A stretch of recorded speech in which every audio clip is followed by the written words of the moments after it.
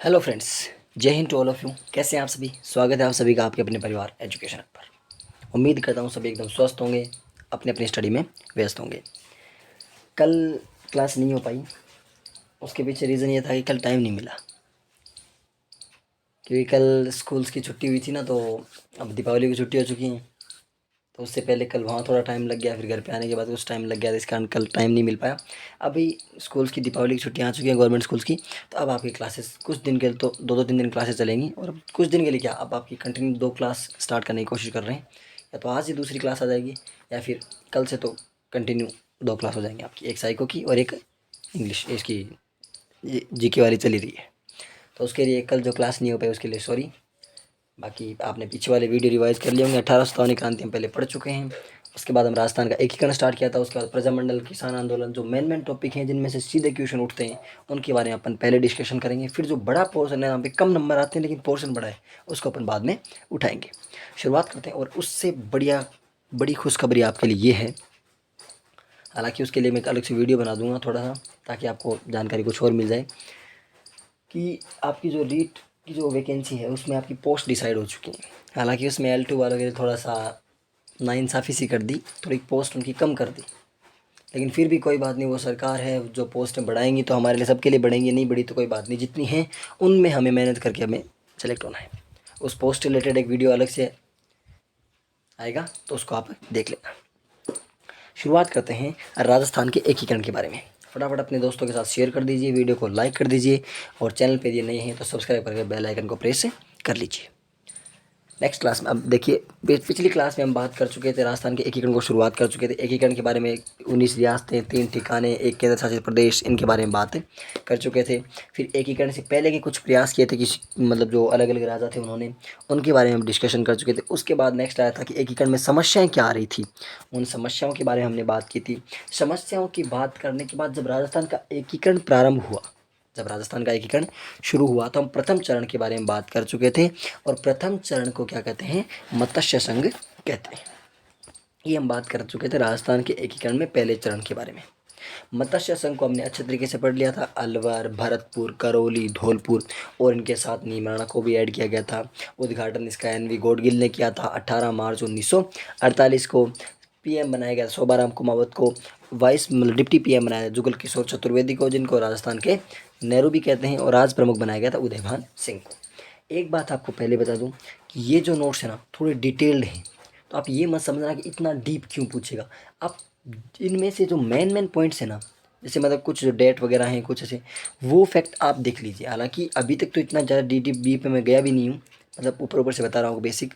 But जैसे अभी आगे प्रजामंडल आएगा, किसान आंदोलन आएंगे, एकीकरण और 1857 में इतना मैं डीप नहीं गया, कोई बात नहीं, क्योंकि ये नॉर्मल टॉपिक यहाँ सीधा ऊपर से क्वेश्चन उठ जाता है। तो इनको तो आपने जितना पढ़ा है उतना पढ़ लीजिए। उसमें मैं आपको बता दूंगा कि आपके रीड के लेवल का, सेकंड ग्रेड के लेवल का कहाँ तक मतलब आपसे पूछ सकता है, कहाँ तक पहुँच सकता है वो।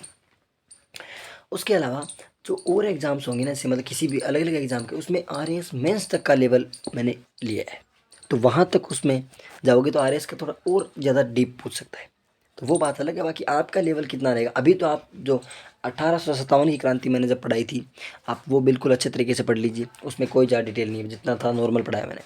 एकीकरण भी नॉर्मली पढ़ा रहा हूँ।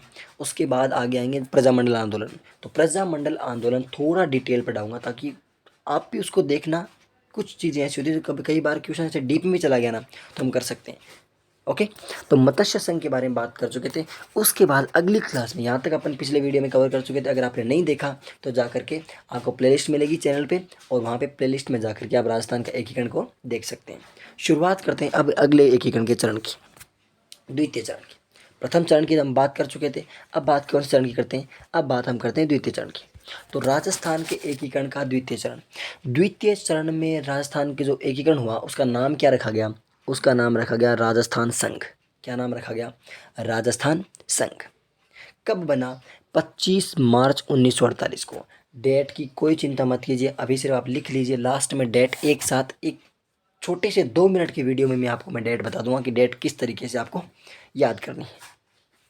तो राजस्थान के एकीकरण का जो द्वितीय चरण है, राजस्थान संघ, उसको कब बनाया गया? 25 मार्च 1948 को। जो आपकी डेट है ना, डेट के लिए एक छोटा सा वीडियो बना देंगे, बिल्कुल छोटा सा, इसमें आपकी पूरी की पूरी डेट्स जो है ना एकीकरण की, पहले चरण कब, दूसरा चरण कब, तीसरा कब, चौथा कब, पांचवा कब, वो आपको याद हो जाए। तो द्वितीय चरण में राजस्थान संघ नाम रखा गया। अब देखिए, एक पहले आपको एक बात बताता हूँ मैं, इस बात पे गौर कीजिए। जब राजस्थान का एकीकरण प्रारंभ हुआ ना, उस प्रारंभ होने से पहले 19 तो हमारे पास क्या थी, रियासतें, 3 हमारे पास ठिकाने थे, और एक हमारे पास क्या थी, चिपसिप थी। इसको छोड़ दीजिए, इनको छोड़ दीजिए, क्योंकि ये ठिकाने तो अपने आप साथ में आ जाएंगे। नीमरान आ ही गया, आगे अब शाहपुरा आया, जो कुशलगढ़ वगैरह वो सब आ जाएंगे, धीरे धीरे कुशलगढ़ आ जाएगा, फिर लावा भी आ जाएगा, वो बात की बात है। अभी बात करते हैं 19 रियासतों की। 19 रियासतों में से 4 रियासतें ऐसी थी जो इस 1 करोड़ जनसंख्या वाली, और ये जो 1 करोड़ आय वाली और 10 लाख जनसंख्या की शर्तों को फुलफिल कर रही थी। बची कितनी, 15। 15 में से 15 के अलावा एक या दो रियासतें ऐसी थी, दो रियासतें जो ना इधर जाना चाहती, मतलब ना भारत की तरफ आ रही थी ना पाकिस्तान की तरफ आ रही थी। 15 में से 6 गए तो 19 में से आ गए, कितनी बची, 13। 13 में से 4 हम पहले चरण में मिला चुके हैं, 13 में से 4 पहले चरण में हम मिला चुके हैं। बची कितनी, 9। 4 रियासतें जो उस 10 लाख की जनसंख्या और 1 करोड़ की आय की शर्त को फुलफिल कर रही थी, उनको तो छोड़ो, जैसे मेवाड़ है, मारवाड़ है, और दो और थी, कौन सी रियासत थी, एक बीकानेर थी शायद, और एक जैसलमेर शायद, ऐसे 4 रियासतें थी। वो 4 रियासतें उस शर्त को फुलफिल कर रही थी, उनको छोड़ दीजिए।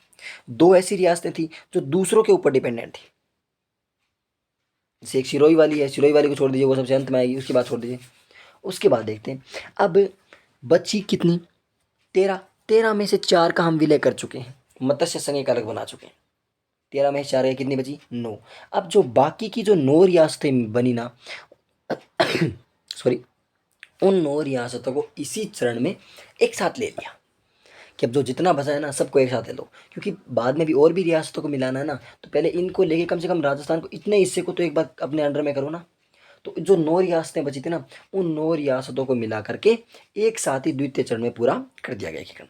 यानी राजस्थान के एकीकरण के मुख्य रूप से चरण के कितने भाग हैं, सिर्फ 2 ही भाग हैं। राजस्थान का जो एकीकरण है ना, उसके उसका चरण तो पूरा एकीकरण 2 चरणों में हो जाता है। बाद में जो हुए थे ना, बाद में तो मतलब एक छोटी सी स्टोरी के माध्यम से कि बनते गए बनते गए बनते गए और आज वर्तमान स्वरूप सामने आ गया। ठीक है, ओके। अब द्वितीय चरण की बात करते हैं। तो राजस्थान संघ 25 मार्च 1948 को, इसमें देखिए, एक तो ये छोटा सा, मतलब हालांकि आपने बहुत जगह पढ़ा होगा ट्रिक वाला, ये पढ़ लीजिए कि बाबू की झाड़ू को परसाटो। एक छोटी सी मतलब चीज़ याद रख लीजिए, ताकि एक साथ आपको ये रियासत याद रह जाए। बा से बांसवाड़ा, बू से बूंदी, की से किशनगढ़। देखो, बांसवाड़ा, बूंदी, किशनगढ़, झा से झालावाड़, डू से डूंगरपुर, को से कोटा, प्र से प्रतापगढ़, सा से शाहपुरा, और टो से टोंक। हो गई 9। बाबू की बांसवाड़ा, बूंदी, किशनगढ़, झालावाड़, डूंगरपुर, कोटा, प्रतापगढ़, शाहपुरा, टोंक, 9 रियासतें हो गई। इन 9 की 9 रियासतों को इसी के साथ मिला दिया गया, प्लस जो कुशलगढ़, कुशलगढ़ कहाँ पड़ता था, बांसवाड़ा में, उस कुशलगढ़ जो ठिकाना था ना, उस कुशलगढ़ ठिकाने को भी, क्योंकि जब बांसवाड़ा आ गया तो कुशलगढ़ अलग थोड़ी रहेगा, तो उस कुशलगढ़ को भी इसमें शामिल कर लिया। तो बांसवाड़ा, कोटा, सॉरी, बांसवाड़ा, बूंदी, किशनगढ़, झालावाड़, डूंगरपुर, कोटा, प्रतापगढ़, शाहपुरा और टोंक, इन सभी को एक साथ राजस्थान के द्वितीय चरण, जो एकीकरण का जो द्वितीय चरण है, उसमें इन सभी को शामिल कर लिया गया। ओके, अब चलते हैं आगे। इतना को शामिल कर लिया, प्लस जो कुशलगढ़ जो ठिकाना था, एक ठिकाना पहले आ चुका, कब, जो नीमराना पिछले वाले चरण में आ चुका, कहाँ था, अलवर में था, वो शामिल हो चुका है यहाँ पे। कुशलगढ़ दूसरा ठिकाना बांसवाड़ा में था, वो इस द्वितीय चरण में शामिल हो गया। आगे चलते हैं, अब बात करते हैं कुछ अगले फैक्ट के बारे में। अब क्या था कि पहले क्या था, जब किशनगढ़ और जो शाहपुरा है ना, उनको अजमेर मेरवाड़ा जो क्या था, यूटी था ना, मतलब एक तरीके से केंद्र शासित प्रदेश, चिपसिप थी, उस चिपसिप में इसको मिलाने का प्रयास किया गया। किसको, एक तो किशनगढ़ को, एक तो किसको, किशनगढ़ को, और एक शाहपुरा को। यानी किशनगढ़ और शाहपुरा, किशनगढ़ और शाहपुरा को पहले किस में मिला रहे थे, अजमेर मेरवाड़ा में मिलाने का प्रयास किया गया। कि जो किशनगढ़ और शाहपुरा है ना, उनको अजमेर मेरवाड़ा में मिला दें, ताकि वो एक छोटा सा अलग पोर्शन अलग बन जाए, क्योंकि वो केंद्र शासित प्रदेश है तो वहाँ पर उस तरीके से हम उसको कवर कर लेंगे। लेकिन लोगों ने क्या कर दिया, विरोध कर दिया। लोगों ने क्या कर दिया, विरोध कर दिया। विरोध करने के बाद क्या हुआ, फिर उसका नाम मतलब उनको उन दोनों किसे मिला दिया गया, किशनगढ़ और शाहपुरा को राजस्थान संघ में मिला दिया गया। कहाँ मिला दिया गया, राजस्थान संघ में। यानी पहले किसने विरोध किया था, किशनगढ़ और शाहपुरा दोनों को कहाँ मिलाया जा रहा था, अजमेर मेरवाड़ा में मिलाया जा रहा था। और अजमेर मेरवाड़ा में न मिलने का विरोध करने के कारण मतलब कहीं हम नहीं मिलेंगे उसमें, तो फिर इनको दोनों किसे मिलाया गया, इन दोनों को मिलाया गया राजस्थान संघ में दूसरे चरण में। ओके। और जो किशनगढ़ और जो शाहपुरा थे ना, जैसे अंग्रेज़ों को उस दिन मैंने 1857 की क्रांति जाओ को पढ़ाई थी, तो मैंने आपको बताया था ना कि अंग्रेज़ जो अधिकारी थे ना वो तोपों की सलामी देते थे। कोई राजा है वो कितना प्रभावशाली है उसके आधार पे उसकी तोपों की सलामी होती थी, कि तोपों की सलामी के आधार पे राजा का प्रभाव पता चलता था, कि जिस राजा को जितनी ज़्यादा तोपों की सलामी देते थे ना वो राजा उतना ही ज़्यादा प्रभावशाली होता था। तो इनको तोपों की सलामी दी। लेकिन जो किशनगढ़ और शाहपुरा है ना ये बिल्कुल छोटे छोटे थे। मैंने उस दिन आपको बताया था ना कि कई राजा ऐसे थे जिनको ज़्यादा ज़्यादा तोपों की सलामी देते थे, फिर धीरे धीरे धीरे धीरे धीरे धीरे तोपों की सलामी कम होती जाती। कैसे कि मान लो बड़ी रियासत है, फिर छोटी छोटी छोटी छोटी इस तरीके से करते करते लास्ट वाली, और कई रियासतें ऐसी थी जो बिल्कुल छोटी मोटी थी तो उनके पटाखे फुलझड़ी से काम निकाल देते थे एक तरीके से, मतलब समझ गए ना। तो उनको तोपों की सलामी नहीं देते थे। किस किस को, शाहपुरा और किशनगढ़, इन दोनों को भी तोपों की सलामी नहीं देते थे। ओके। अब चलते हैं। अब बात आ गई कि एकीकरण हो गया इस चरण का। अब राजधानी, पीएम जो थे, सचिव तो मतलब इसका जो राज प्रमुख है, इनको जो उपराज प्रमुख है, ये किस किस को बनाया जाए, उद्घाटन कौन करेगा, इसकी बात करते हैं। तो वो तो आपको बता दिया कि 25 मार्च 1948 को चरण 7 दिन बाद हुआ था। अब उस समय क्या था, कोटा सबसे बड़ी रियासत थी यहाँ पे। कोटा यहाँ पे मतलब कोटा था। और कोटा का जो भीम सिंह है ना, कोटा का जो भीम सिंह है उसको क्या बनाया, राज प्रमुख बनाया। अब कोटा के भीम सिंह को राज प्रमुख बना दिया, कोटा को ही राजधानी बना दिया। राजधानी किसको बना दिया, कोटा को ही। और उद्घाटन भी कहीं कहाँ करवा दिया, 25 मार्च 1948 को कोटा में ही क्या करवा दिया, उद्घाटन करवा दिया। किसके द्वारा करवा दिया, एन.वी. गॉडगिल के द्वारा करवा दिया गया। यानी कोटा का ही तो राज प्रमुख था कौन, भीम सिंह, उसको राज प्रमुख का पद मतलब कोटा का जो शासक था भीम सिंह, उसको राज प्रमुख बना दिया। कोटा को ही क्या बना दिया, राजधानी बना दिया। कोटा में ही क्या करवा दिया, उद्घाटन। किससे करवा दिया, जो एन.वी. गॉडगिल गए हुए थे ना उद्घाटन के लिए, वहाँ पे पीछे जो प्रथम चरण में मत्स्य संघ का उद्घाटन किसने किया था, इन्हीं एन.वी. गॉडगिल ने किया था। तो इन्हीं एन.वी. गॉडगिल से क्या करवा दिया, ये उद्घाटन यहाँ पे करवा दिया। अब बात हुई कि बूंदी की, बूंदी ने बोला बोलो चक्कर क्या है, हमने आपका क्या बिगाड़ा है, आप कोटा को सब कुछ दे रहे हो, आपने राज प्रमुख बनाया, हमने कुछ नहीं बोला, आपने राजधानी बनाई, हमने कुछ नहीं बोला, आपने उद्घाटन भी करवा दिया, तब तो सोचने की बात है। तो उन्होंने क्या करवा दिया कि कोटा में इतना काम हो रहा है तो हमें तो ये चीज़ें बर्दाश्त नहीं है। अब फिर बोले कि कोई बात नहीं, आप चिंता क्यों करते हो, चिंता मत करो, आपको क्या बना दें। जो बूंदी के जो शासक थे ना बहादुर सिंह, उनको बना दिया उपराज प्रमुख। क्या बना दिया, बूंदी के जो शासक थे बहादुर सिंह, उनको क्या बना दिया, उपराज प्रमुख बना दिया। ठीक है। अब डूंगरपुर वाले बोल पड़े कि हमने क्या कर दिया, हमने कौन से मोरनी के बाटे मार दिए। तो बोले कोई बात नहीं। तो डूंगरपुर के थे लक्ष्मण सिंह, डूंगरपुर के कौन थे, लक्ष्मण सिंह।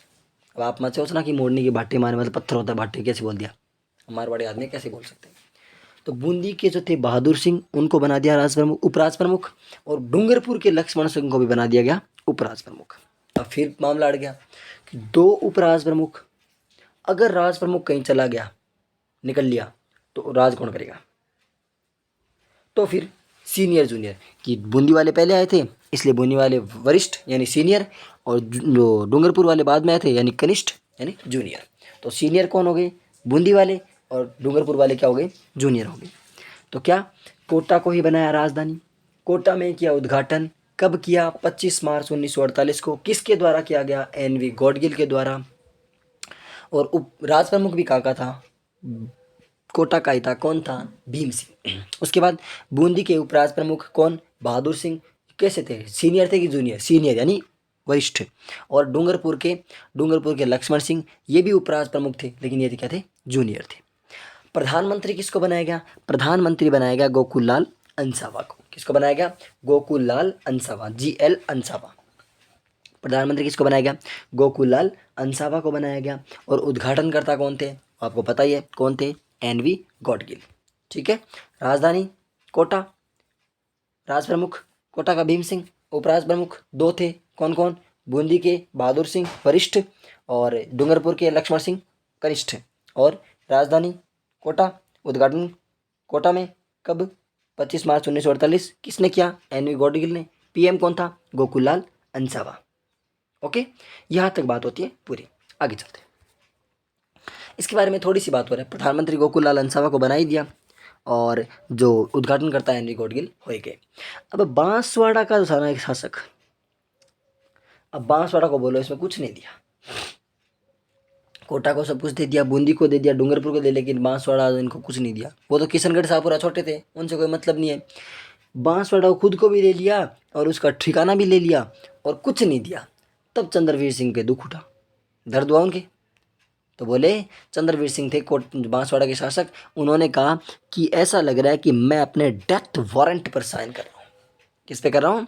मैं अपने डेथ वारंट पर। ये सेंटेंस बहुत बार पूछा जाता है एग्जाम में कि एकीकरण के समय कहाँ के महाराणा ने या कहाँ के मतलब शासक ने ये बात कही थी कि मैं अपने डेथ वारंट पर साइन कर रहा हूँ। कहाँ के थे? बांसवाड़ा के। कौन थे? चंद्रवीर सिंह।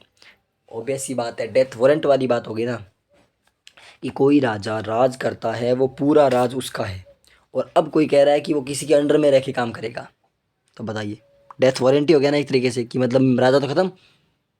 तो बांसवाड़ा के जो राजा थे चंद्रवीर सिंह, उन्होंने क्या कहा कि ऐसा लग रहा है कि मैं अपने डेथ वारंट पर हस्ताक्षर कर रहा हूँ।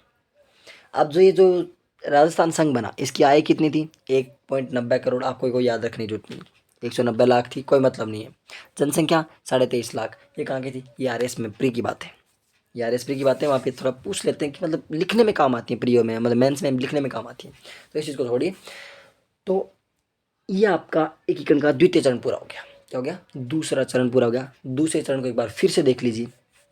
दूसरा चरण कैसे देखोगे कि कब कौन कौन से मिले इसमें? बांसवाड़ा, बाबू की जाड़ू को प्रसादो बोलिए। बांसवाड़ा, बूंदी, किशनगढ़, झालावाड़, डूंगरपुर, कोटा, प्रतापगढ़, शाहपुरा, टोंक प्लस कुशलगढ़। कब? 25 मार्च 1948 को। नाम क्या रखा? राजस्थान संघ। राजधानी कहाँ बनाएगी? कोटा में। कौन थे राज प्रमुख? भीम सिंह। कहाँ के थे? कोटा के। उद्घाटन कब किया गया? 25 मार्च 1948 को। किसने किया? एन.वी. गॉडगिल ने। उद्घाटन कहाँ किया? कोटा में किया। राज प्रमुख कौन बने? कोटा के भीम सिंह। उपराज प्रमुख कितने थे? दो थे। कौन कौन? एक तो बूंदी के कौन? बहादुर सिंह जो वरिष्ठ थे, और एक डूंगरपुर के कौन? लक्ष्मण सिंह, वो क्या थे? कनिष्ठ थे। उसके बाद जो पीएम कौन बने? पीएम बने गोकुललाल अंसावा। और बांसवाड़ा के शासक चंद्रवीर सिंह ने कहा कि मैं अपने डेथ वारंट पर साइन कर रहा हूं। ये एकीकरण का आपका द्वितीय चरण हो गया पूरा। पहला चरण समझ में आ गया था, मत्स्य संघ बन गया। दूसरा बन गया आपका जो राजस्थान संघ। अब एक तरीके से देखे ना तो राजस्थान का जो एकीकरण है ना वो यहाँ हो चुका है पूरा। आप इनडायरेक्टली देखें ना तो जो राजस्थान का जो एकीकरण है ना वो यहाँ पे क्या हो चुका है? कंप्लीट। क्योंकि राजस्थान के आपको मैंने फिर बताया था 19 रियासतें थी, 4 को छोड़ दो, 13 और 2 को अलग छोड़ दो, यानी 6 को, तो 6 तो ऐसा जो मिलना ही नहीं चाहती थी उनको छोड़ दो, बची कितनी? 13। 13 में से 4 पहले चरण में आ गई, 9 दूसरे चरण में आ गई। कितनी हो गई? हो गई पूरी 13। अब बचा क्या? अब तो ये जो 4 थी ना, 4, इन चारों को लाओ, इन चारों में से किसी न किसी एक को लाओ पकड़ के, और सबसे पहले किसको लेके आओ? तो अब बात चली कि मेवाड़, क्योंकि मेवाड़ अगर शामिल हो गया ना तो मान लो राजस्थान की अन्य, तो कितनी? 4 रियासतें पहले मिला दी, 9 अब मिला दी। मेवाड़ यदि मिल जाए ना तो कोई अन्य रियासत क्या नहीं कर पाएगी कि अब सोचेंगे कि यार जब इतना पुराना मेवाड़ ही हमारे अंदर आ चुका है तो आप ही क्या क्या मतलब इतनी हिम्मत है। तो अब इन्होंने मेवाड़ के बारे में सोचा, लेकिन मेवाड़ का मैटर ये था। देखिए आपको मेवाड़ की थोड़ी सी कहानी बताता हूँ, हालांकि कहानी बताने का इतना टाइम तो नहीं है बट फिर भी बताते हैं आपको, क्योंकि हिस्ट्री क्या है, जो इतिहास एक तरीके इतिहास ही है, कुछ नहीं है, मॉडर्न हिस्ट्री में नाम दे दिया। लेकिन इसमें क्या है कि जो मेवाड़ था ना, मेवाड़ के महाराणा जो थे ना वो 23 मार्च को ही जो 25 मार्च को उद्घाटन हुआ ना उसका, 23 मार्च को इन्होंने किसके पास, सरदार वल्लभ भाई पटेल के पास फ़ोन किया, कॉल किया। बोल कौन, सरदार वल्लभ भाई पटेल? बोला हाँ। आप कौन? मैं मेवाड़ महाराणा भूपाल सिंह बात कर रहा हूँ। तो बोले बोलिए। तो बोले हम राजस्थान में मिलने के लिए तैयार हैं। अब सरदार वल्लभ भाई पटेल अचानक से कुर्सी पर खड़े हो गए कि इतनी बड़ी रियासत जिसके लिए इतनी जद्दोजहद कर रहे थे, इतनी इतनी मतलब मिन्नतें कर रहे थे, हम सोच रहे थे इसको बाद में मिलाने के सोचेंगे, अभी सोचेंगे, इसके बारे में बात करेंगे, और वो खुद आकर के अपने कह रही है कि हम इसमें विलय करना चाहते हैं। तो ऑब्वियस ही बात है, उन्होंने कहा बोल अभी की अभी आप 2 मिनट होल्ड रखो, मैं अभी बात करता हूँ। उन्होंने कोटा के भीम सिंह को फ़ोन किया। कोटा के भीम सिंह को कहा कि भीम सिंह जी, जो 25 मार्च का जो हमने कार्यक्रम रखा था ना, वो कार्यक्रम आगे बढ़ाया जाता है। बोल क्यों? बोल मेवाड़ भी अपने साथ मिलना चाहता है। तो भीम सिंह ने अच्छी बात है, मिलना चाहता है, मिला लो मेवाड़ को। तो बोले अच्छी बात तो है, लेकिन अब जो सारा प्रोग्राम है ना वो चेंज होगा, क्योंकि अब जब मेवाड़ इतनी बड़ी रियासत है तो राज प्रमुख मेवाड़ का बनेगा, राजधानी कोटा नहीं बनेगी, अब राजधानी में मेवाड़ को मतलब उदयपुर को बनाएंगे। तो भीम सिंह ने कहा बोल नहीं, फिर मुझे क्यों मतलब इतना रखा आपने, जब मेरी रियासत इसी काम के लिए, इसी इसी शर्त में तो आया था मैं कि मुझे राज प्रमुख बनाया जाए, इसी शर्त पे तो मैं आया था। अब ये बात आप गलत काम कर रहे हो। तो वापस उन्होंने बोल चलो कोई बात नहीं, देखते हैं। उनको तो बहुत, भूपाल सिंह को वापस कहा, बोल भूपाल सिंह जी देखो, अभी तो हमने प्रोग्राम बना लिया, अभी तो हमने कब कहा, 25 मार्च का हमने प्रोग्राम बना रखा है, और उसी प्रोग्राम में आपको शामिल करें। जैसे यार मेवाड़ इतनी बड़ी रियासत है, इतना बड़ा सब कुछ है, तो आपके लिए एक अलग से प्रोग्राम रखेंगे ना। तो मेवाड़ सिंह तो भीम भूपाल सिंह थे, बोले ठीक है ओके। तो इसीलिए मेवाड़ शामिल तो पिछले चरण में ही हो जाता, लेकिन क्यों नहीं हुआ, क्यों तीसरा चरण लाना पड़ा, क्योंकि पिछले चरण में ये कोटा वाला आपस में चक्कर पड़ गया था। अब तीसरा चरण, अब जब मेवाड़ अकेला इतना बड़ा है तो अकेले मेवाड़ के लिए होगा, तो दूसरे चरण वाला, अब राजस्थान के एकीकरण का तीसरा चरण, तीसरे चरण का नाम रखा संयुक्त राजस्थान। क्या रखा? संयुक्त राजस्थान। उसमें राजस्थान संघ जो दूसरे चरण वाला था ना वो आ गया, प्लस मेवाड़ आ गया। राजस्थान संघ आ गया प्लस मेवाड़ आ गया, मेवाड़ को अकेले को शामिल कर लिया। अब जब मेवाड़ इतना अकेला आ गया तो सब काम मेवाड़ के होने थे, तो कौन राज प्रमुख भी कौन बने, महाराणा भूपाल सिंह। उद्घाटन भी कहाँ हुआ, उदयपुर में। राजधानी भी कौन बने, उदयपुर। समझ गए? यानी राज प्रमुख कौन बने, महाराणा भूपाल सिंह। उद्घाटन भी कहाँ हुआ, उदयपुर में, और राजधानी भी किसको बनाया गया, उदयपुर को। 3 बातें तो हो गई।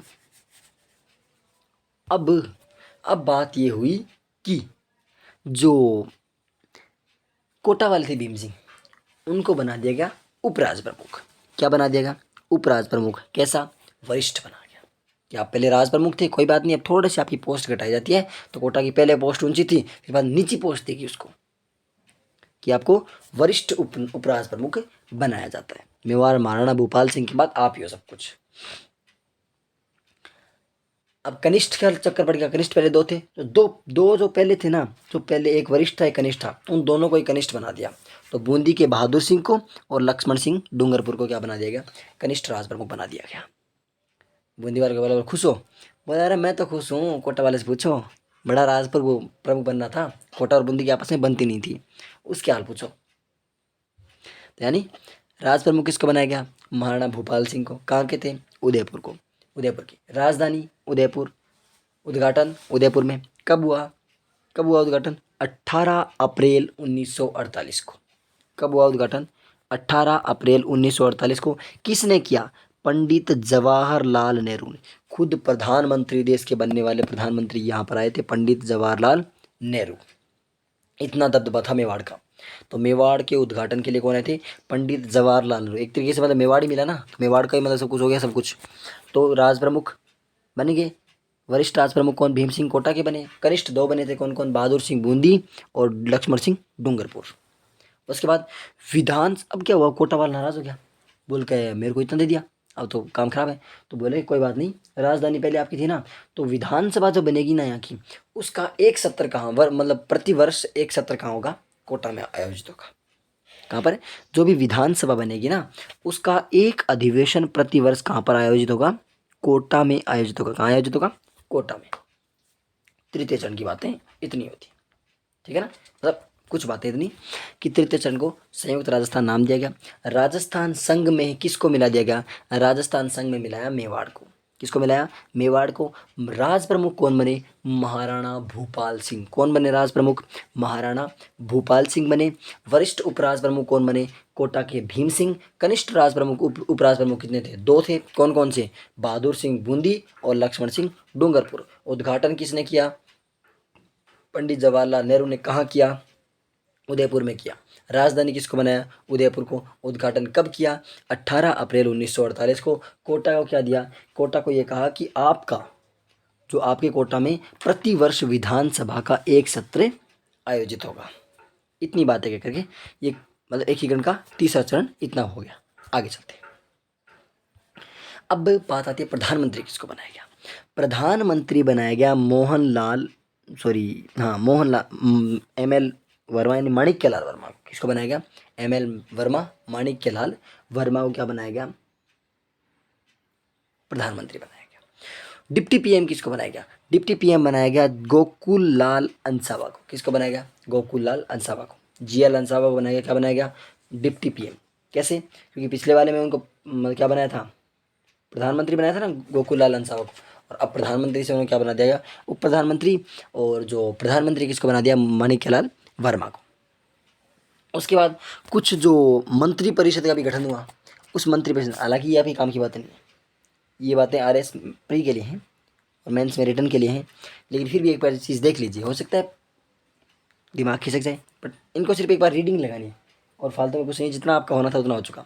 प्रधानमंत्री कौन बने? गोकुललाल अंसावा, सॉरी माणिक्यलाल वर्मा। और डिप्टी पीएम कौन बने? गोकुललाल अंसावा। ठीक है। उसके बाद मंत्री कौन कौन थे? मंत्री थे ML सुखाड़िया, मोहनलाल सुखाड़िया। कौन थे? मोहनलाल सुखाड़िया, भूरेलाल बया और प्रेम नारायण माथुर। मोहनलाल सुखाड़िया, भूरेलाल बया और प्रेम नारायण माथुर। ये कहाँ से थे? उदयपुर से थे। कौन कौन? मैं मोहनलाल सुखाड़िया, भूरेलाल बया और प्रेम नारायण माथुर, ये कहाँ से थे? उदयपुर से। भोगीलाल पांड्या डूंगरपुर से थे। मतलब हर एक जगह से, हर एक रियासत से क्या ले लिया? तो पीछे वाली रियासत है ना, जो पीछे इतनी बड़ी बड़ी थी, उनसे एक एक मंत्री ले लिए। अभिन्न हरि को कहाँ से लिया गया? कोटा से। और जो ब्रिज सुंदर शर्मा हैं, उनको कहाँ से लिया गया? बूंदी से लिया गया। यानी किस किस को ले लिया? ये ले लिया इन्होंने मोहनलाल सुखाड़िया, भूरेलाल बया और प्रेम नारायण माथुर। इनको कहाँ से लिया? उदयपुर से। भोगीलाल पांड्या, अभिन्न हरि, भोगीलाल पांड्या को कहाँ से लिया? डूंगरपुर से। अभिन्न हरि को कहाँ से लिया गया? कोटा से। और ब्रिज सुंदर शर्मा को किसे लिया गया? बूंदी से। इतनों को ले लिया मंत्री। तो ये मतलब ये कोई वैसे काम वाली बात नहीं, इतनी आपके काम की नहीं है। रीट में इतना ही पूछेगा कि कौन प्रधानमंत्री था, कौन डिप्टी पीएम बना, ज़्यादा ज़्यादा राज प्रमुख उपराज प्रमुख, यहाँ तक हाथ डालेगा, मंत्री परिषद के ऊपर नहीं जाएगा। ये डीप लेवल तक है, तो वहाँ की बातें आप मत कीजिए अभी। आपका जो गोल है ना, पहले उस गोल को अचीव कीजिए, उसके बाद हम डीप बातें, जितनी बातें करनी आराम से करेंगे बैठ के मिल। तो ये बातें हो चुकी। प्रधानमंत्री किसको बनाया गया? माणिक्यलाल वर्मा को। और डिप्टी पीएम किसको बनाया गया? GL अंसावा को, ग्यारसीलाल, सॉरी गोकुललाल अंसावा को। GL ग्यारसीलाल नाम आ रहा है, गोकुललाल अंसावा को बनाया गया। आगे चलते हैं। अब बात आती है प्रीवी पर्स की। जो पेंशन दी जाती थी ना, पेंशन पेंशन दी जाती थी। अब जो मेवाड़ महाराणा है ना, उनको मैक्सिमम देनी थी। बात ये हुई थी जब ये जो एकीकरण शुरू हुआ था, उससे पहले कि आप मैक्सिमम 10 लाख तक की पेंशन दे सकते हो। मैक्सिमम आप कितने लाख की दे सकते हो? 10 लाख तक की दे सकते हो। मेवाड़ महाराणा बोले 10 लाख? हाँ 10 लाख तो मैं आपको दे दूँ। आप तो एक काम करो, राजस्थान पूरा छोड़ो, मेरे अंदर मिलाओ और मैं आपको दे दूंगा 10-10 लाख। तो बोल क्या करें? बोले हमें आपको 20 लाख देंगे। 20 लाख की मांग की उन्होंने। बोल चलो ठीक है, क्योंकि उनको मिलाना था कैसे न कैसे, शाम दाम दंड भेद, कैसे न कैसे मेवाड़ अंदर मिल जाए, ताकि बाकी की रियासतों को भी मिला सकें, उनको दबदबा दिखा सकें कि मेवाड़ जब हमारे अंदर है तो आप कौन होते हो। तो उन्होंने जो भोपाल से कैसे न कैसे करके मनाना था उनको। तो उन्होंने 20 लाख मांगे, तो 20 लाख की डिमांड। बोली ठीक है, आपको पेंशन तो 10 लाख ही देंगे, पेंशन आपको प्रीवी पेंशन जो है ना, वो तो हम आपको 10 लाख ही देंगे। तो बोल बाकी? बोल 5 लाख आपकी जो राज प्रमुख का पद है ना, उसकी आपकी तनख्वाह कर देते हैं। बोल ठीक है। और 5 लाख हम आपको धार्मिक कार्य के लिए देंगे। किसके लिए देंगे? धार्मिक कार्य के लिए। यानी 10 लाख प्रीवी पेंशन देंगे आपको, 5 लाख आपकी जो सैलरी देंगे, और 10 लाख आपको क्या देंगे? धार्मिक कार्य के लिए देंगे। तो मेवाड़ महाराणा भोपाल सिंह बोले, बोल कोई बात नहीं, जो होना, मतलब सीधी बात है बाबू, घर आना चाहिए, चाहे छान फाड़ रहा है। हो गया। तो प्रीपेस का काम ये था। उसके बाद इन चरणों में सामंतों को शामिल, जो ये चरण है ना, इसमें सामंतों को शामिल करने पे विरोध हुआ था। देखो क्या हुआ था, बात ये है, आप सीधी लाइन पूछेगा कि एकीकरण के कौन से चरण में, जो राजस्थान का एकीकरण हुआ था, उस एकीकरण के कौन से चरण में सामंतों को शामिल करने का विरोध हुआ था। राजस्थान के एकीकरण के कौन से चरण में सामंतों को शामिल करने पर विरोध हुआ था। कौन सा चरण था? तीसरा चरण। किसको मिलाया गया था? मेवाड़ को। नाम क्या रखा गया था? राजस्थान संघ। कि जो आसपास के सामंत थे ना, उदयपुर वाले, वो सामंत इसमें थोड़े नाराज हो गए थे, तो उनको आपस में शामिल करने बोले, इन सामंतों को क्यों शामिल कर लिया, या क्यों शामिल क्यों नहीं कर रहे हो, इस बात को लेकर के विरोध हो गया। कोई बात नहीं, छोटी सी बात है, याद रख लेना। इन चरणों में किसको, सामंतों को शामिल करने पर क्या हुआ था? विरोध हुआ था। और जो राजस्थान आंदोलन समिति भी एक बनी थी, मतलब एकीकरण के आसपास राजस्थान आंदोलन समिति बनी थी, राम मनोहर लोहिया की।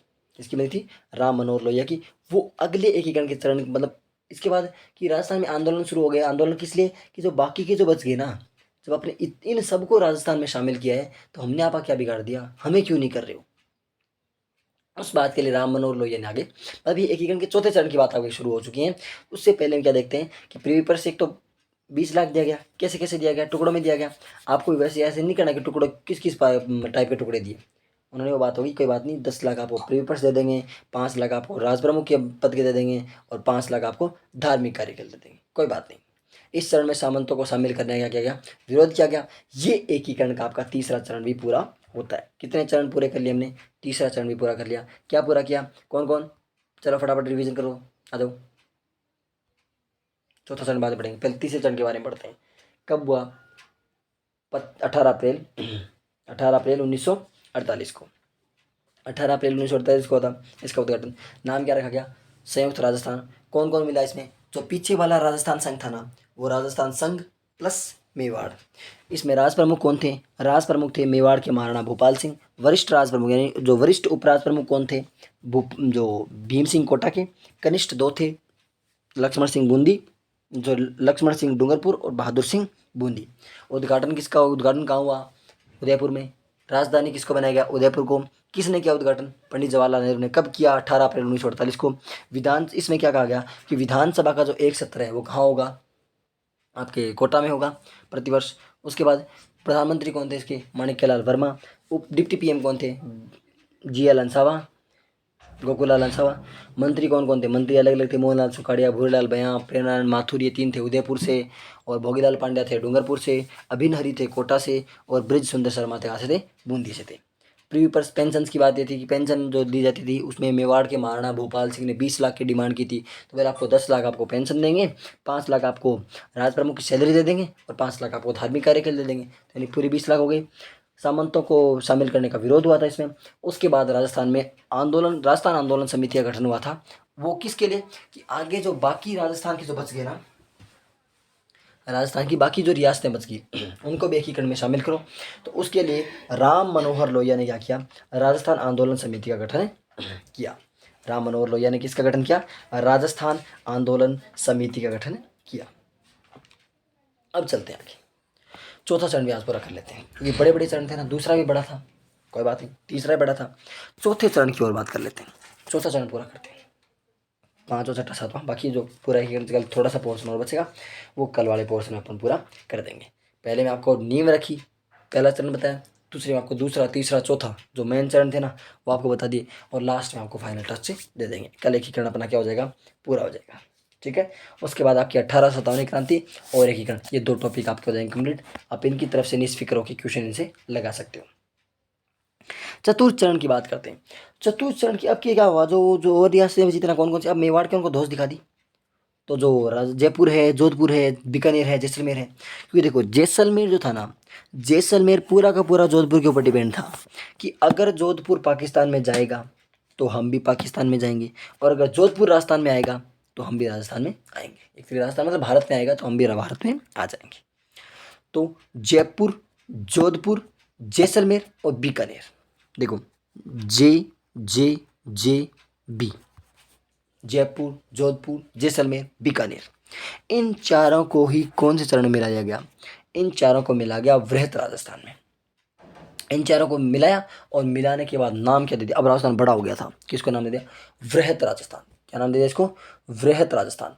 किस किसको मिलाया? जय जो संयुक्त राजस्थान था ना, उस संयुक्त राजस्थान जो पिछले वाला बना था ना, राजस्थान संघ प्लस मेवाड़, उसकी में किसको मिला दिया गया? जयपुर को, जोधपुर को, बीकानेर को और जैसलमेर को। इन चारों को मिला दिया गया। कब मिलाया? 30 मार्च 1949 को। 30 मार्च 1949 को इनको मिला देगा। देखिए अभी मैं सिर्फ फैक्ट पे बात कर रहा हूँ। जब हम कभी RS मेंस या प्री का जो बैच स्टार्ट करेंगे ना, उसमें देखेंगे हम पूरी इनकी कहानियाँ कि कैसे कौन सा राजा, जैसे मेवाड़ के महाराणा कैसे माने थे, कोटा वाले कैसे माने थे, जयपुर वाले कैसे माने थे, उदयपुर जो मतलब भरतपुर वाले कैसे माने थे, जो भी थे वो सब माने कैसे थे, वो पूरी उनकी कहानियाँ, क्या क्या हुआ था, किस किस ने क्या विरोध क्या बोला था, वो सब बातें हम बाद में पढ़ेंगे। तभी आप ये मत समझिए कि पूरी डिटेल तो बता नहीं रहे, फैक्ट आपको बता रहा हूँ। पूरी कहानियाँ बताने का भी अपने पास समय नहीं, क्योंकि सेकंड ईयर एग्जाम दिसंबर में ही आ रहा है और अपने पास इतना टाइम नहीं, अपने को फटाफट सिलेबस करना है। तो किस किस को मिलाया गया? किस किस को मिलाया गया? वृहत राजस्थान में संयुक्त राजस्थान प्लस जयपुर, जोधपुर, जैसलमेर, बीकानेर, इन चारों को मिलाया गया। कब हुआ इसका उद्घाटन? 30 मार्च 1949 को। यानी अब देखो, अब राजस्थान में थोड़ा बहुत कुछ बचा है। यानी 30 मार्च को इसीलिए हम राजस्थान दिवस मनाते हैं। कब मनाते हैं? 30 मार्च को। इसीलिए कौन सा दिवस मनाते हैं? राजस्थान दिवस मनाते हैं। उद्घाटन कहाँ पे हुआ? उद्घाटन हुआ जयपुर में। कहाँ हुआ? जयपुर में, क्योंकि उस टाइम सब कुछ जयपुर का माना था। उद्घाटन कहाँ हुआ? जयपुर में। और इस बार उद्घाटन करने कौन आए? इस बार उद्घाटन करने आए थे सरदार वल्लभ भाई पटेल। कौन आए थे? सरदार वल्लभ भाई पटेल जयपुर में उद्घाटन करने। 30 इसीलिए कब मनाते हैं? राजस्थान दिवस कब मनाया जाता है? 30 मार्च को मनाया जाता है। और 30 मार्च को ही क्यों उद्घाटन? मतलब अप्रैल को कर लेते, मई में कर लेते, तो उस दिन में मतलब जैसे अभी जो अपने ये जो ईयर चल रहे हैं ना, इनसे 57 वर्ष आगे अपना जो भारतीय कैलेंडर है ना, वो 57 वर्ष आगे चलता है। तो उस समय क्या था, जो 30 मार्च का दिन था ना, उस दिन चैत्र शुक्ल एकम था, नया वर्ष लागू हो रहा था। नव वर्ष, नया साल लागू हो रहा था हिंदी कैलेंडर के हिसाब से, चैत्र शुक्ल एकम की। और विक्रम संवत कौन सी थी? 2006। 2006 में देखो 57 घटाइए कौन सा आएगा? 1949 आएगा। तो उसके अकॉर्डिंग विक्रम संवत थी 2006, चैत्र शुक्ल एकम, भारतीय कैलेंडर के हिसाब से नया साल शुरू हो रहा था। इसीलिए क्या किया गया उन्होंने कि आज नया साल है तो सब कुछ नया नया करते हैं, इसलिए इस दिन इसका उद्घाटन कर दिया गया। ओके, चलिए अब बात आती है कि राज प्रमुख किसको बनाया जाए। राज प्रमुख, अब जो जयपुर वाले थे उनको कह के ये लाए थे कि आपको पूरे राजस्थान का राज प्रमुख बनाया जाएगा। अब उनको अगर मना कर दे तो जयपुर कैसे मिल जाए? तो जयपुर वाले सवाई मानसिंह द्वितीय को बनाया गया। राज प्रमुख बनाया गया जयपुर के सवाई मानसिंह द्वितीय को। राज प्रमुख किसको बनाया गया? जयपुर के सवाई मानसिंह द्वितीय को बनाया गया। अब मेवाड़ महाराणा जो भूपाल सिंह थे वो बोले, बात क्या हुई, अपनी डील क्या हुई थी कि जो मेवाड़ का महाराणा है वो हमेशा क्या रहेगा? राज प्रमुख। लेकिन आप क्या बोल रहे हो कि अब तो राज प्रमुख कौन बनेगा? जो सवाई मानसिंह है जयपुर के वो बनेंगे। ऐसा कैसे कर सकते हो आप? तब सरदार वल्लभ भाई पटेल वीपी मेनन उन्होंने समझाया कि देखो बात यह है, आपकी थोड़ी उम्र हो चुकी है और राज प्रमुख होता है उसको दिल्ली से जयपुर, जयपुर से दिल्ली आना बताना पड़ेगा बार बार में, सॉरी उसको मतलब बार बार दिल्ली आना पड़ेगा। तो दिल्ली आने के लिए क्या हो, थोड़ा आसानी हो, जवान आदमी है जल्दी जल्दी चला जाए, इसलिए आप क्या आपको आराम से रेस्ट करो, मौज करो, आपको एक बड़ी पोस्ट दे देते हैं। कौन सी? बोला आपको महाराज प्रमुख बना देंगे। तो यानी केवल मेवाड़ के महाराणा भूपाल सिंह को खुश करने के लिए एक नई पोस्ट बना दी। कौन सी? महाराज प्रमुख। राज प्रमुख कौन बने? सवाई मानसिंह द्वितीय, कहाँ के थे? जयपुर के। और महाराज प्रमुख कौन थे? भूपाल सिंह, कहाँ के? उदयपुर के। वरिष्ठ उपराज प्रमुख वही पहले वाले कौन कौन से? कोटा के हनुमंत सिंह, सॉरी कोटा के भीम सिंह और जोधपुर के हनुमंत सिंह। इस बार उन दोनों को हटा दिया। किस किसको? बहादुर सिंह और लक्ष्मण सिंह, उन दोनों की नहीं रखा गया। किस किस को रखा? उपराज प्रमुख। उपराज प्रमुख रखा गया किसको? भीम सिंह को। और जो कोटा के कौन थे? हनुमंत सिंह। कोटा के कोटा के भीम सिंह और जोधपुर के हनुमंत सिंह, इन दोनों क्या रखा गया? वरिष्ठ उपराज प्रमुख। उनको वरिष्ठ हटा के वो कनिष्ठ थे ना, उनको कनिष्ठ में रहने दिया। किसको? जो अपने थे ना बूंदी और डूंगरपुर के, उनको कनिष्ठ में रखा गया। और लावा जो था ना, लावा की कहानी भी बताऊंगा, पहले इसके बारे में और थोड़ा देख लेते हैं। कनिष्ठ उपराज प्रमुख कौन थे? बहादुर सिंह बूंदी और लक्ष्मण सिंह कोटा। लक्ष्मण सिंह डूंगरपुर, कोटा नहीं है, लक्ष्मण सिंह डूंगरपुर है यहाँ पे। लक्ष्मण सिंह कहाँ के? डूंगरपुर के। तो बहादुर सिंह बूंदी और लक्ष्मण सिंह डूंगरपुर, इनको क्या मिला, इनको क्या बनाया गया? इनको बनाया गया अपने डिप्टी राज प्रमुख, और कौन से? कनिष्ठ या वो वरिष्ठ, इनको बनाया गया कनिष्ठ डिप्टी राज प्रमुख।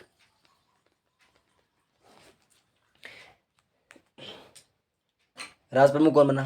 राज प्रमुख बने कोटा के भीम, सॉरी, राज प्रमुख कौन बना? राज प्रमुख बने अपने जयपुर के सवाई मानसिंह द्वितीय। महाराज प्रमुख कौन बने? भूपाल सिंह उदयपुर के। वरिष्ठ उपराज प्रमुख कौन बने? कोटा के भीम सिंह और जोधपुर के हनुमंत सिंह। और जो कनिष्ठ उपराज प्रमुख कौन बने? बहादुर सिंह और लक्ष्मण सिंह, उनको बना दिया गया। अब बात आती है लावा की। लावा क्या था? जो लावा ठिकाना था ना कुशलगढ़ वाला, उसको पहले ही जयपुर में शामिल कर लिया गया था। लावा जो था ना, लावा को जयपुर में पहले ही शामिल कर लिया गया 19 जुलाई 1948 को। तो जब लावा पहले आ चुका तो इसमें अपने आप इस एकीकरण के चरण में आ गया। यानी इस चौथे चरण में, दूसरे चरण में, पहले चरण में नियमन आ गया था, दूसरे में कौन आ गया था? पहले चरण में कौन आया था? सॉरी, पहले में आया था अलवर, भरतपुर, करौली, धौलपुर और नीमराना। यानी पहले चरण में नीमराना आ गया था, दूसरे में कौन आ गया था? कुशलगढ़, और तीसरे में कौन आ गया था? लावा। सॉरी, तीसरे में कुछ नहीं आया, तीसरे में केवल मेवाड़ को लिया। चौथे चरण में कौन आ गया था? लावा। इस यहाँ आकर के जो तीनों के दोनों ठिकाने थे ना, वो सारे ठिकाने मिल गए, और जयपुर, जोधपुर, जैसलमेर, बीकानेर, मेवाड़ वाली ये सारी रियासतें मिल गई उन। और कौन क्या बन गया? वृहत राजस्थान बन गया। अब इस वृहत राजस्थान के प्रधानमंत्री किसको बनाया जाए? तो इस वृहत राजस्थान के प्रधानमंत्री उस समय एक ही नाम चल रहा था, कौन? हीरालाल शास्त्री। कौन चल रहा था? हीरालाल शास्त्री। उस हीरालाल शास्त्री को क्या बना दिया गया? प्रधानमंत्री। अब बात अड़ी राजधानी पे कि राजधानी किसको बनाए? मेवाड़ महाराणा भूपाल सिंह बोल के देखो, आपने जोधपुर के राज प्रमुख बनाए, हमें कोई दिक्कत नहीं, लेकिन राजधानी आप उदयपुर रखो। अब वो उधर उदयपुर रख गए, और इधर जयपुर के सवाई मान सिंह को कहा ये था कि आपको राजधानी बना देंगे और आपको राज प्रमुख बना देंगे। तो यूँ करके बात जमीनी आपस में दोनों की बहस बात चुकी। तो इसके लिए राजधानी बनाने के लिए एक समिति बैठाई, कौन सी? पटेल कमेटी। पटेल कमेटी का गठन किया गया। पटेल यहाँ पे सरदार वल्लभ भाई पटेल नहीं, पटेल कमेटी है। पटेल कमेटी में 3 सदस्य थे, एक BR पटेल, एक TC पुरी और एक HP सिन्हा। हालांकि इसको याद रखने की कोई जरूरत नहीं है, आप सिर्फ इतनी कह सकते हो कि पटेल समिति की सिफारिश पर जयपुर को राजधानी बनाया गया। ये कहाँ की बातें? ये बातें आगे की हैं, RS तक की बातें हैं। तो इसमें अभी कुछ नहीं, सिर्फ आपको इतना ही ध्यान रखना है कि पटेल कमेटी के सिफारिश पर जयपुर को राजधानी बनाया गया। उसमें कौन कौन सदस्य थे? BR पटेल, TC पुरी और HP सिन्हा। उसके बाद अब राजधानी बनाने में इन्होंने तर्क क्या दिए? छोटी सी कहानी बताता हूँ। इन्होंने 2 तर्क दिए कि एक तो जयपुर में पानी की व्यवस्था जो है ना, पेयजल की व्यवस्था एकदम सुचारू रूप से जोधपुर में वो नहीं है, ओह सॉरी, उसमें उदयपुर में वो नहीं है, बात अटकी। फिर नेक्स्ट दूसरा, जयपुर जो है ना वो दिल्ली की ज़्यादा पास में पड़ता है, तो वहाँ से अप डाउन में दिक्कत नहीं होगी। इन 2 रीजन में जयपुर थोड़ा ऊपर उठ गया, इसलिए जयपुर क्या बना देगा? राजधानी। तो यानी जयपुर को राजधानी कौन सी समिति की सिफारिश पर बनाया गया? जयपुर को राजधानी बनाया गया पटेल समिति की सिफारिश पर। अब जो बाकी जो बच गए उन सबको कुछ ना कुछ तो दो। तो जोधपुर को क्या दे दिया गया? जोधपुर को दे दिया हाई कोर्ट। बीकानेर को क्या दे दिया गया? शिक्षा विभाग दे दिया गया। बीकानेर वाले को बोले आप शिक्षा संभालो। जोधपुर को किसको दे दिया? हाई कोर्ट दे दिया जोधपुर को। बीकानेर को क्या दे दिया? शिक्षा विभाग दे दिया। और जो खनिज और जो सहकारी है, फॉरेस्ट एंड कोऑपरेटिव, वो किसको दे दिया? कोटा।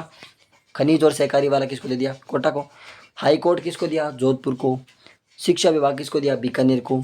जो खनिज नहीं, जो वन और जो सहकारी विभाग है उसको किसको दिया? कोटा को। खेती वाला, कृषि को किसको दे दिया? भरतपुर को। जो खनन है, खनन विभाग यानी खनिज वाला किसको दे दिया? अलवर को। मिनरल्स वाला, खनन जो सिंचाई, इरिगेशन, सिंचाई तो दिया अलवर को, और खनन किसको दिया? उदयपुर को। तो हाई कोर्ट किसको दिया? जोधपुर को। शिक्षा विभाग किसको दिया? बीकानेर को। और वन और जो सहकारी विभाग है कोटा को दे दिया। कृषि भरतपुर को, सिंचाई अलवर को, और खनिज दे दिया उदयपुर को। उदयपुर की जो प्रीवियस थी, जो 20 लाख मैक्सिमम थी, वो उदयपुर की रख दी, और थोड़ा सा 2-1 लाख कम करके जयपुर को रख दिया, थोड़ा सा कम करके आधा लाख कम करके 17.5 लाख रख दिया जोधपुर को, और बीकानेर को 17 लाख रख दिया। कोई याद रखने की जरूरत नहीं। ये इतनी बातें कौन सी की हो गई? ये चतुर्थ चरण की अपनी पूरी बातें हो चुकी। तो राजस्थान के आज अपने एक पहला चरण पिछले वाले भाग में देखा था, दूसरा तीसरा चौथा भाग आज देख लिया, और आगे वाले में जो तीसरा पार्ट आएगा उसमें राजस्थान के जीवन को हम पूरा कर देंगे। ठीक है, मिलते हैं अगली क्लास में। तब तक के लिए अगर आपने वीडियो नहीं देखा अब तक पीछे वाले, तो उनको जा करके देख लीजिए, प्लेलिस्ट में सारे वीडियो सेव हैं। वीडियो यदि आपको पसंद आया तो आप वीडियो को लाइक कीजिए, कमेंट करके ज़रूर बताएं किस प्रकार की क्या कमी लग रही है, कैसा सुधार किया जाना चाहिए, क्या करना चाहिए। अपने दोस्तों के साथ ज़रूर शेयर करें। चैनल पे यदि आप नए हैं तो चैनल को सब्सक्राइब करें। मिलते हैं अगली क्लास में, तब तक के लिए जय हिंद, जय Bharat and thank you for watching.